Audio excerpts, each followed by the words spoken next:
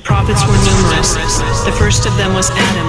Lut, Ismail, Ishaq, Yaqub, Yusuf, And so, although the Arabs eventually deviated and started worshiping idols, they still remembered Abraham and Ishmael. And they still remembered some of what they were taught. And so among what they used to do was go to Mecca every year to do what they called Hajj. But it was blended with idol worship. Their idols were at the Kaaba. But they used to go around the Kaaba clapping and whistling while naked. The Arabs were in a state of moral decay. Wine drinking, fornication and adultery, and petty fighting were prevalent. Anarchy. There was no central government on the Arabian Peninsula. In those times, you had some superpowers. Among those were the Romans, and among those were the Persians. As for the Arabs, they weren't a superpower, but also they were not governed by any other superpower. Tribes would go to war with each other. They made statues, and they believed that the Kaaba was a special house, but they put their idols there. They said that they believed in the one God, they knew about the one God, and they called him by his proper name, Allah, but they associated partners with him. And they used to believe in luck. They used to go to fortune tellers, and they believed in contagion, with the meaning that they believed that sicknesses were contagious by themselves, not by the creating of Allah. And they believed in amulets that they used to wear for protection, believing that those amulets would create the benefit, not that Allah creates the benefit. And they also had some other practices. So this is just some of what they used to do in their religion, to give you an idea. Also, they used to believe that the angels were the daughters of Allah, or some of them did. One year, Abraha, the Abyssinian, he was a Christian ruler in Yemen, ruling on behalf of the Najashi in Ethiopia. Yemen and Ethiopia have strong historical ties. And this man, Abraha, he had built a huge church in Yemen, and he wanted people to come there. But people used to go to the Kaaba more. So when he found that the Arabs' hearts were attached to their Kaaba and they wouldn't come to his church as he wanted, then he sent out an army to destroy the Kaaba. When the army came close to Mecca, Abraha, he ordered his troops to raid the livestock, and they took some of the Prophet's grandfather's camels. Abul-Qaasim, the son of Hashim, 200 of his camels. Then the king sent one of his soldiers to Mecca and instructed him to ask about the chief of Mecca. He told him, inform him that I did not come to fight. Rather, I came to destroy this house. So the messenger came and he delivered the message. He told them that the king didn't come to fight unless you want to fight, and that rather he only came to demolish this house and then he will leave. So Abdul-Muttalib said, we do not have the ability to fight him. We will not try to confront him. We will make way for him to do what it is he came to do. This indeed is the house of Allah, and it is the house of Ibrahim. And so if Allah stops him, then that is Allah's house, and it is Allah's sacred territory. And if Allah allows him, then we do not have any strength against him. So that messenger, he took Abdul-Muttalib to Abraha. And when Abraha met him, he liked him and he honored him. So Abraha told the translator to ask Abdul-Muttalib, what is it that he needs from the king?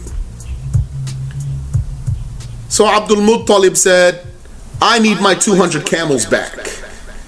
So Abraha said through his translator, when I first saw you, I was impressed, but now I don't think much of you. I came to destroy this house, which is your religion. And all you have to say to me is that you want your camels back? So Abdul-Muttalib said, I'm the owner of those camels.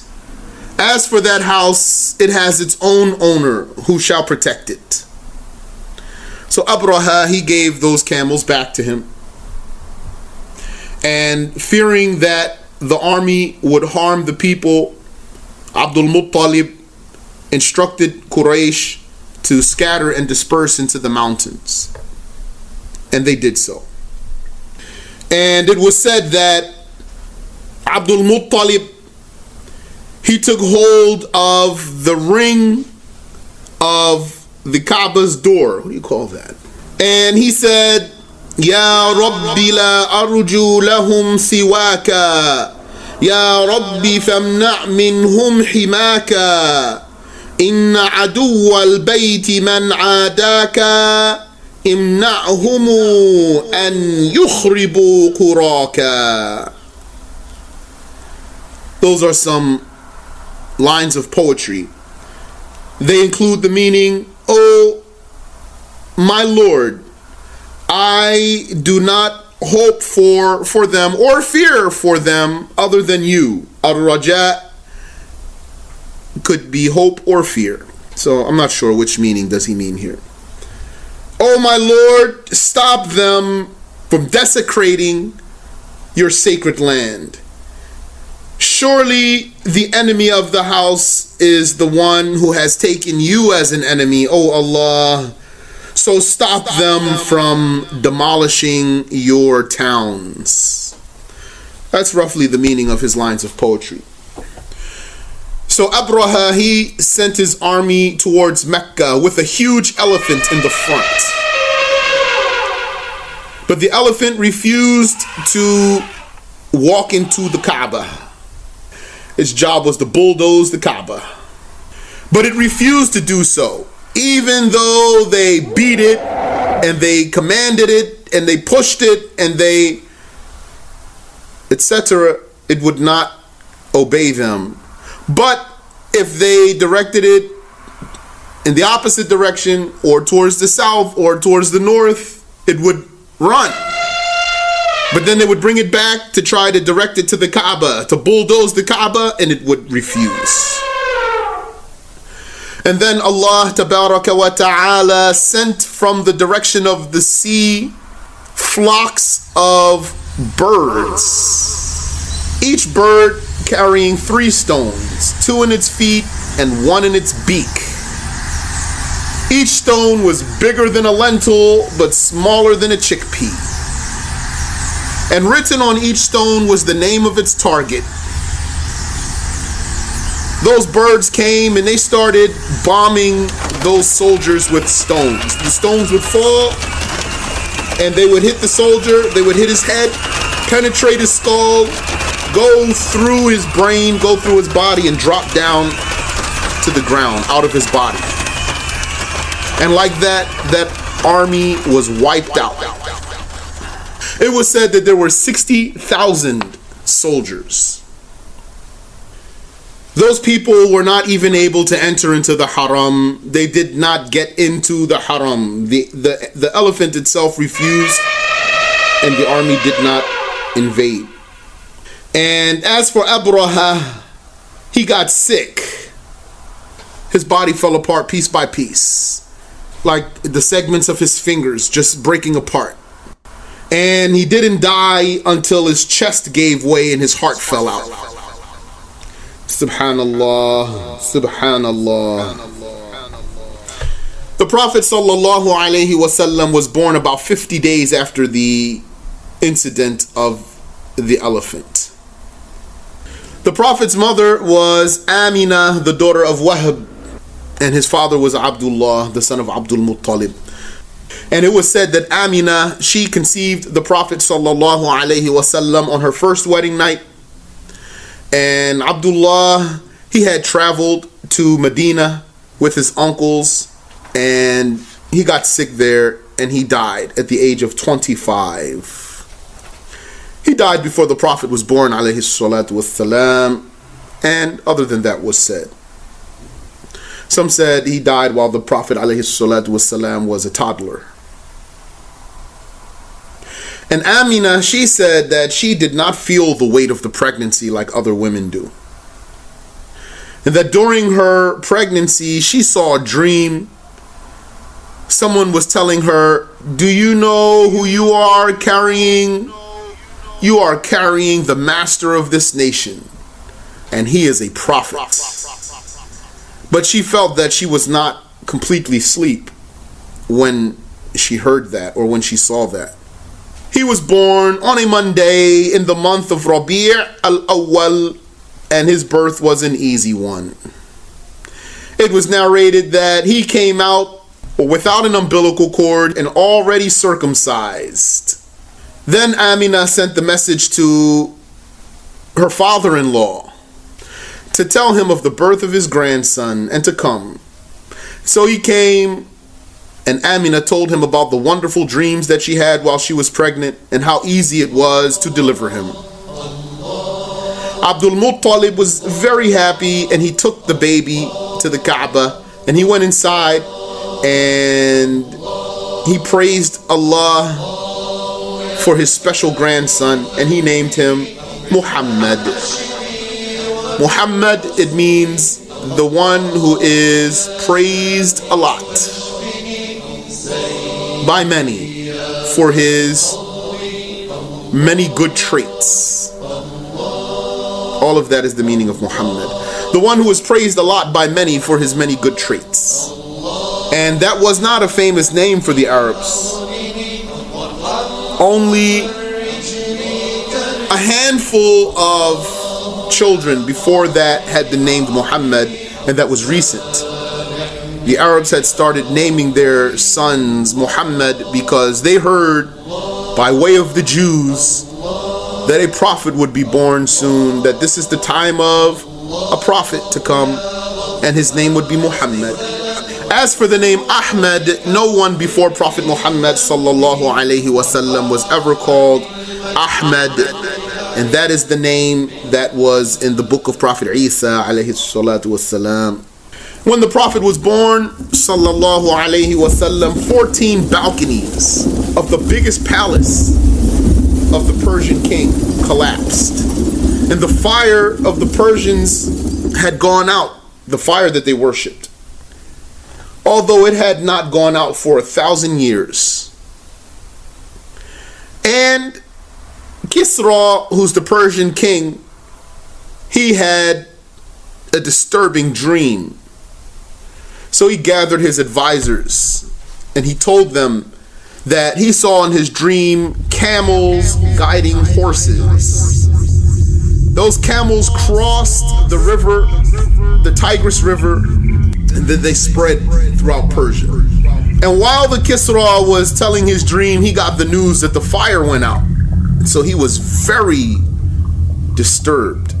And the high priest of the Persian fire worshippers, he said to Kisra, I saw the same dream, and I interpret it as that it means the Arabs will come out of their land and then overcome Persia, and that this will happen after 14 Persian kings, the number of balconies that fell from the palace.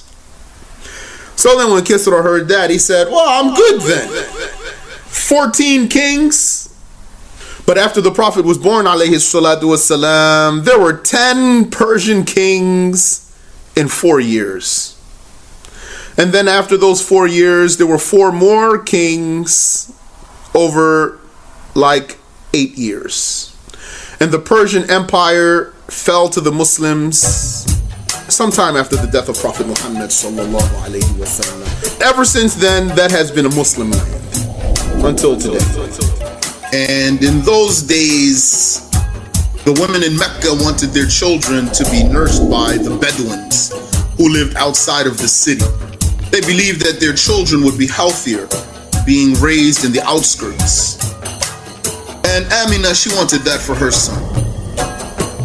So some Bedouin women from Banu Sa'ad came into Mecca searching for babies. And they all turned down Muhammad sallallahu alaihi wasallam because he was an orphan. And they were hoping to get paid from the father. And there was one woman, her name was Halima, and she was disappointed that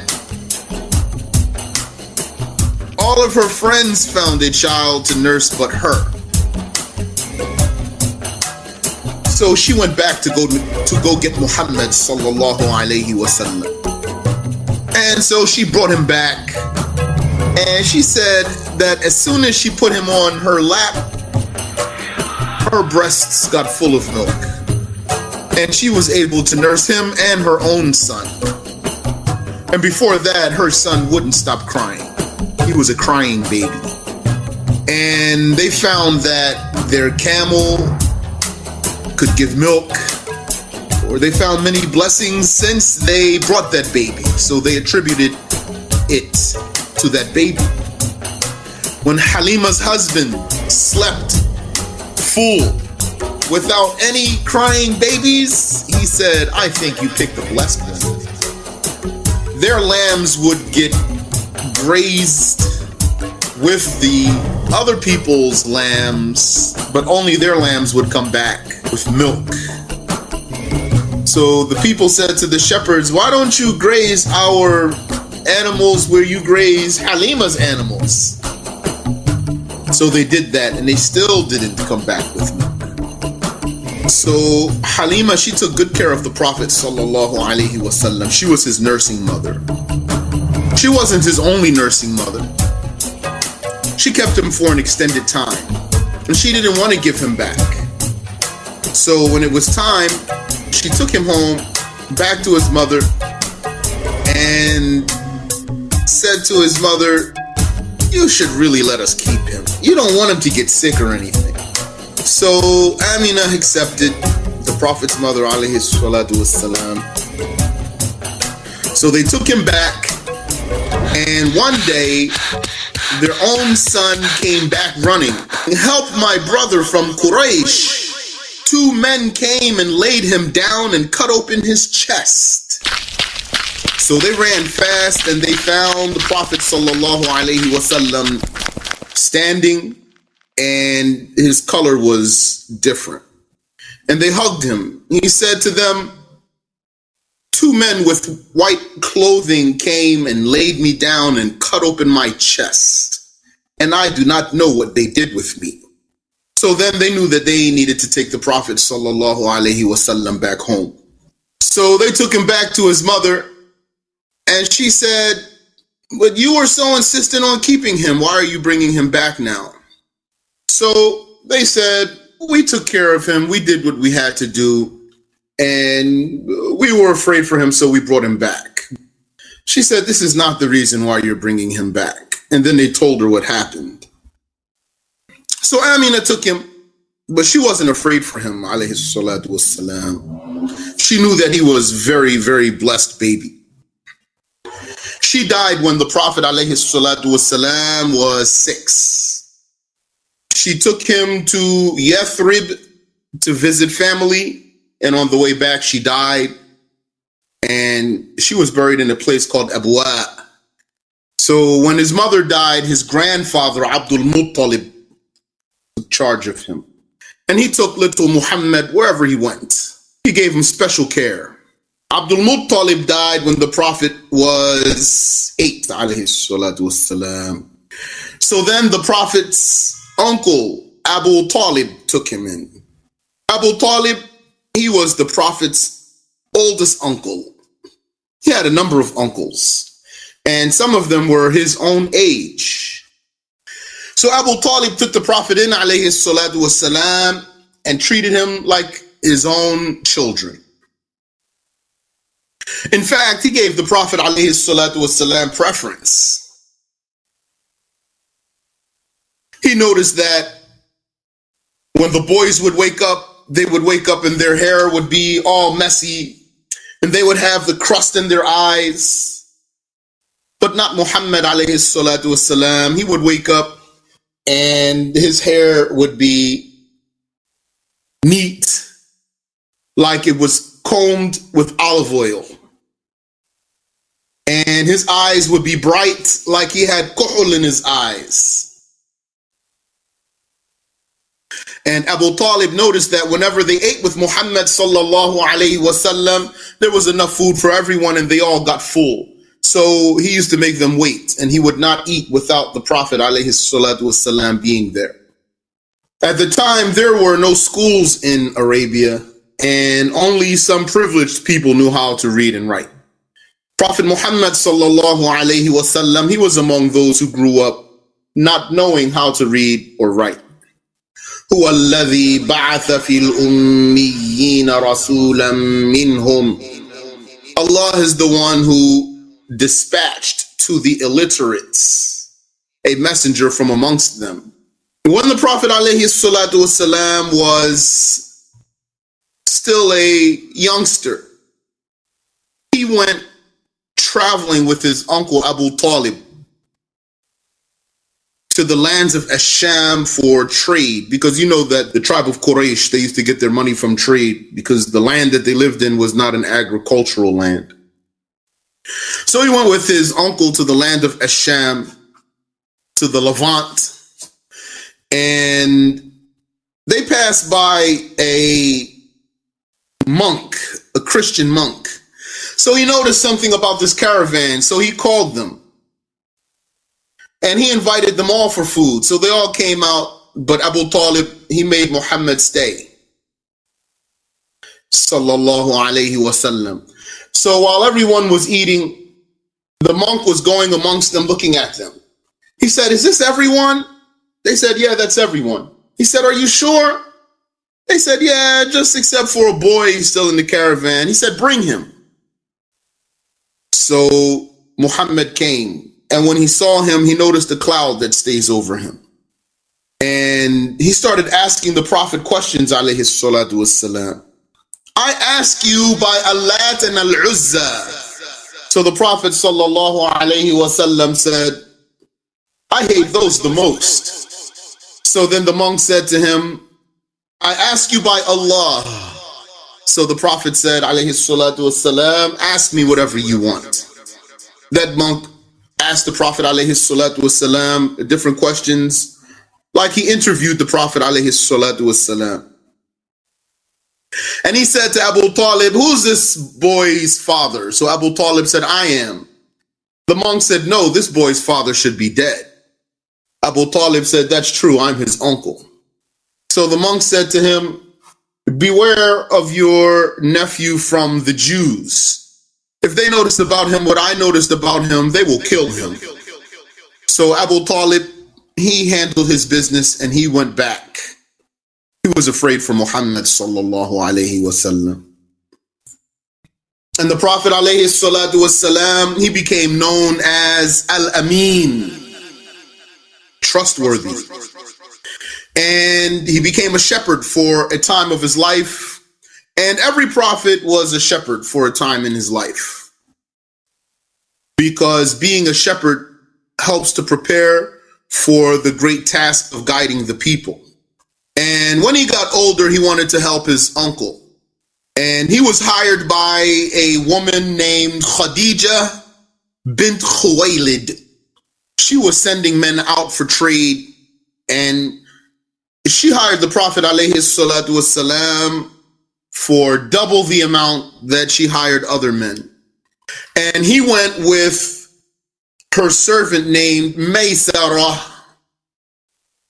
They went to Asham, to the market of Basra.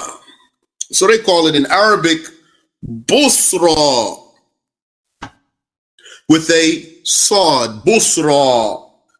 That's the same town that the Prophet's mother said that she saw a light come out of her that illuminated the palaces of Busra. So that's very, very, very old town in what is now Syria, according to Google, called Basra. So they went there for trade, and at one point the Prophet sallallahu alaihi wasallam, he sat under a tree. And a monk saw him, and this monk, he knew Maysara, that servant who was with the Prophet alayhi salatu wasalam. So the monk said to Maysara, "Who's that man under the tree?" Maysara said, "A man from Quraysh." The monk said, "He's a prophet. Does he have redness in his eyes?" Maysara said, "Yes, it never leaves him." The monk said, "He is the last prophet. I wish I would be alive when he is ordered to leave his city." And Maysara, he understood this talk.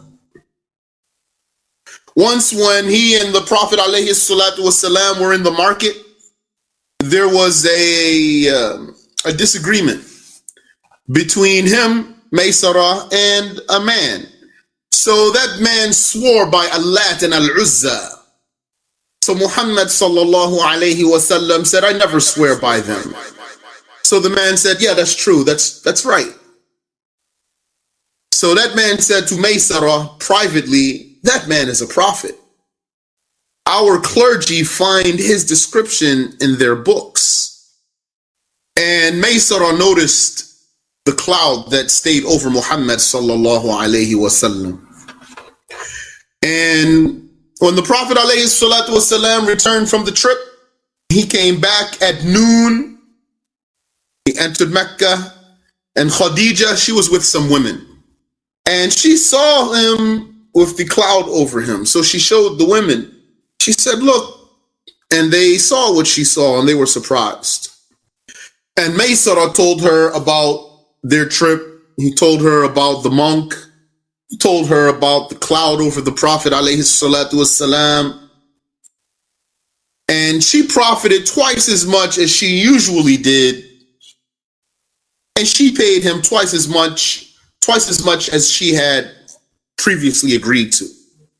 She was an honorable woman, and she had a high status, and she was rich, and she was beautiful, and any man would marry her if he could.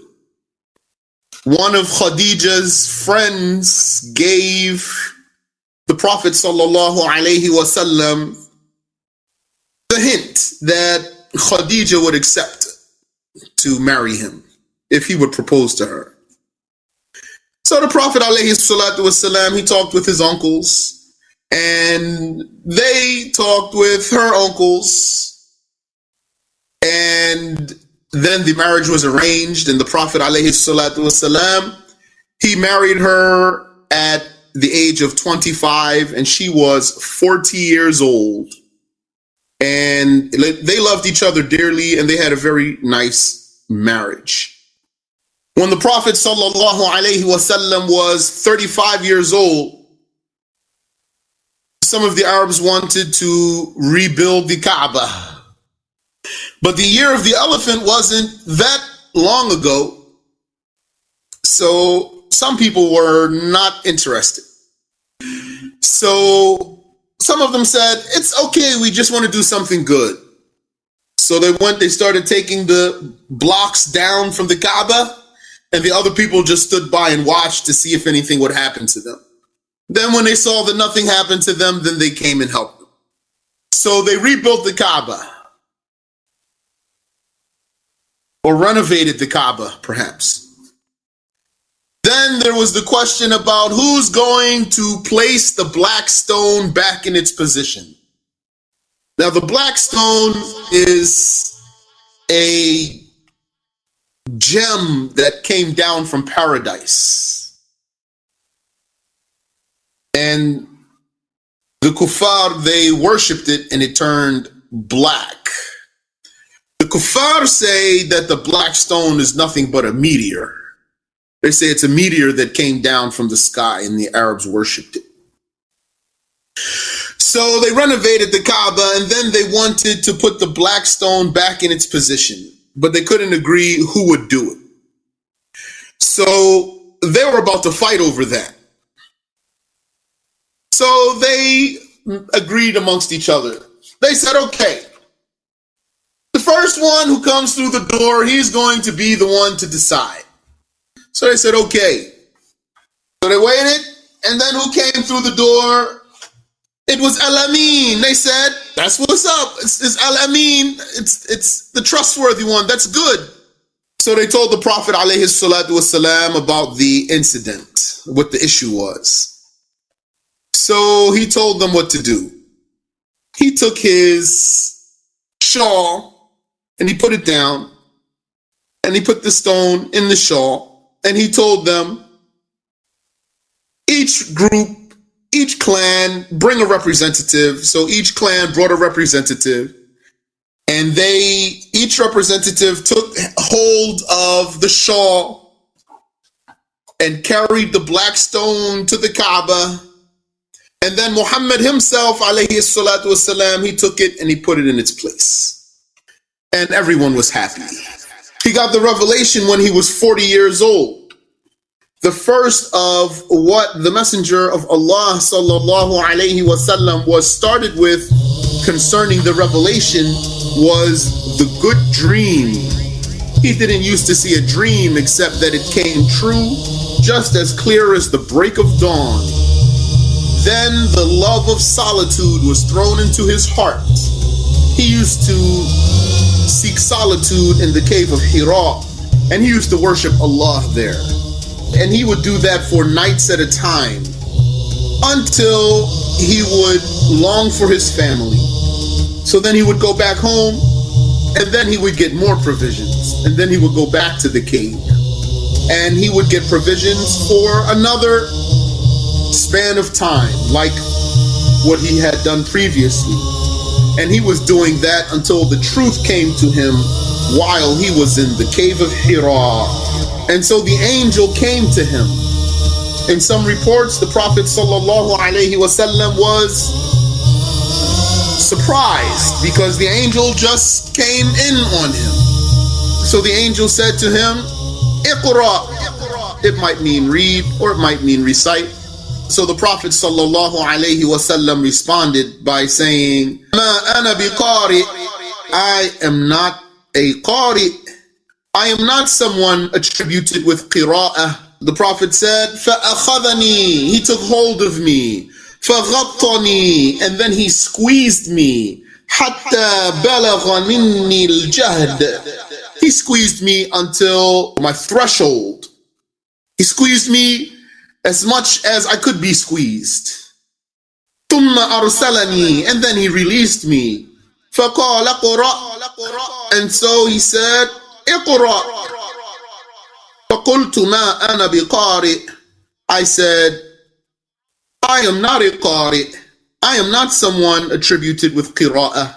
فأخذني. So he took hold of me. فغطني الثانية. And then he squeezed me a second time. حتى بلغ مني الجهد. Until he reached my threshold.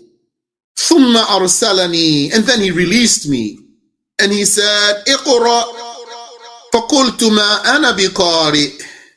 And I said, I am not a qari. Some said the meaning of iqra is prepare for the qira'ah.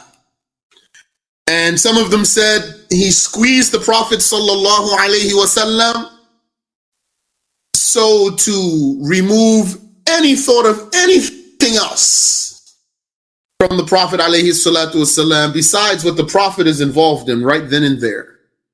فَأَخَذَنِي فَغَطَّنِي الثَّالِثَةَ.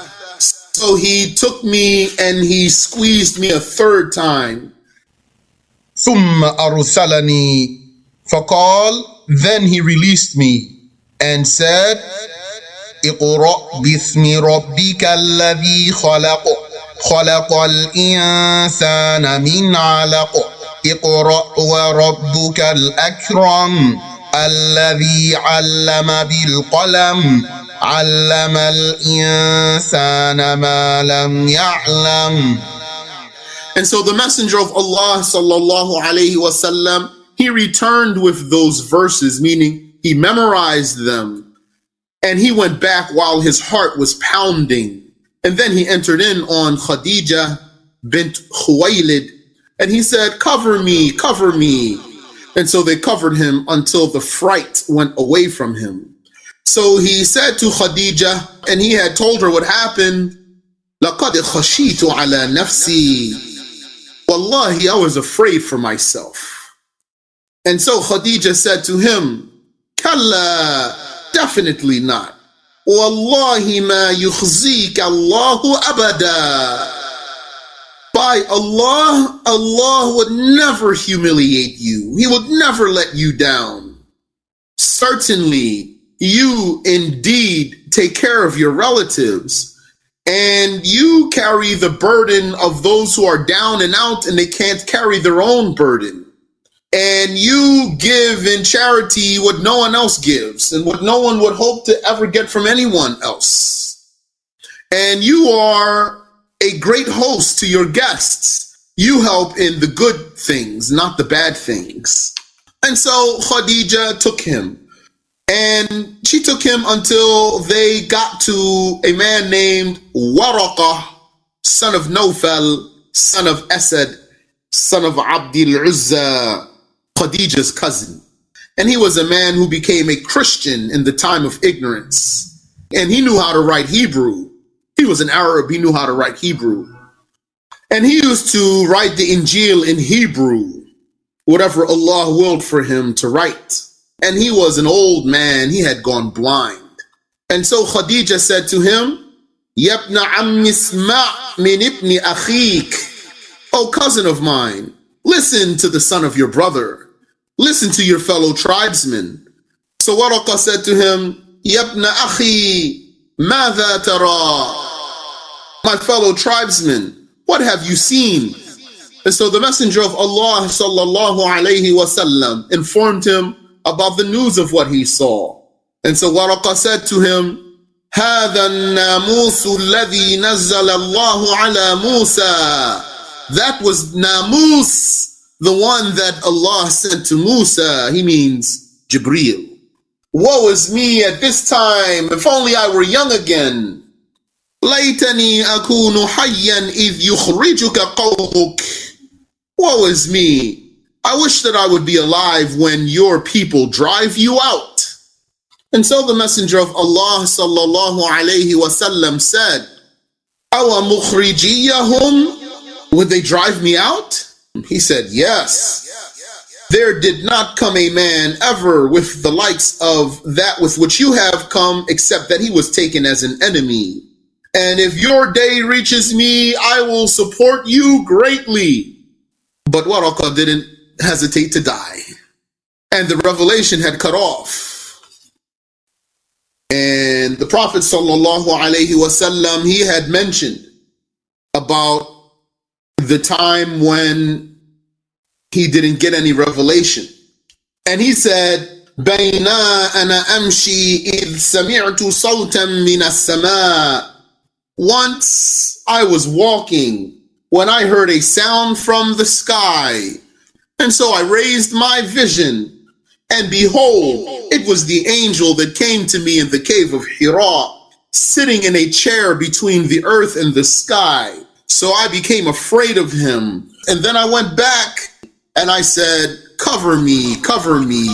And then Allah Azza wa Jal revealed, Ya ayyuhal muddathir. Oh, you who's wrapped up, Qum fa'anzir. Get up and then go warn the people. Wa rabbaka fakabbir. And your Lord, glorify him. Wa thiyabaka fatahhir. And your clothing, purify it from najasa. Wa rujiza fahjur. And the idols refrained from them. And then the revelation started coming consistently after that. Muhammad is the last of the prophets and their leader, the most knowledgeable among them, the most beautiful, brave, courageous, and generous. He had the most signs among them and the most outstanding miracles.